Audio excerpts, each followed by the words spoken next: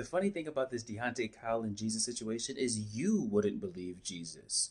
See, when you actually study history, because I'm a historian, when you study history and you see the type of words that these people in ancient times were saying to Jesus, the type of slander and disrespect they were saying to Jesus, it's the same thing y'all are saying to people like Deontay Kyle and people like myself. If you look at what the rabbis was talking about in the Talmud when they were having Jesus' name in their mouth, how they were saying that he hath practiced sorcery and beguiled and led astray Israel. And you hear all of these stuff. There's so much, right? You see the type of disrespect that they've been saying on him, quite literally taking what he was saying out of context, not actually looking at it with the eyes of love or with the eyes of God.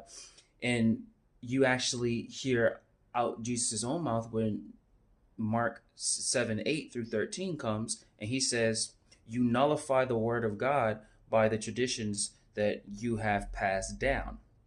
And that is a highlight of Jesus taking God literally. He takes God very literally and seriously. For example, this is a little note, and this is why historians are important. Anytime Jesus says, truly I tell you, he is telling you, hey, there's a very, very, very high chance what I'm saying is what it is. And there's still a very, very low chance that what I'm saying is what it is. So it is what it is. Listen to what I'm saying. So he would say things like this, and he would mention many, many things like, for example, why do you think Jesus even went to Egypt?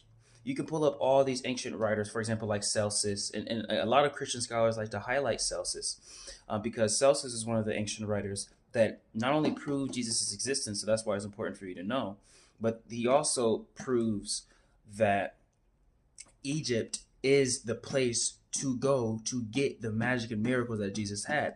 Because what they call the man don't want you to know is that there was an entire country full of Jesuses, all the magic and stuff. The only difference between Jesus and all these other people was that he had the title of Son of God.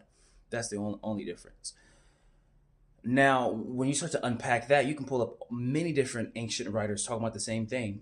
Yo, Egypt does this. Egypt. And when you pull up history, see, I'm about to teach you how to become a historian real quick. Obviously, you're going to have to focus on truth. That goes without saying. Number one, you cannot think with the current mind. You cannot think with the 21st century mindset. You have to put yourself in the context of their culture. So you can't say they're cooked because that language didn't exist. And then two, you can't say 100% anything. Everything only operates in probabilities. Now, in the time of Jesus in Egypt, when you study what they were doing at that time, they all was practicing ancestors' gratitude, all of that.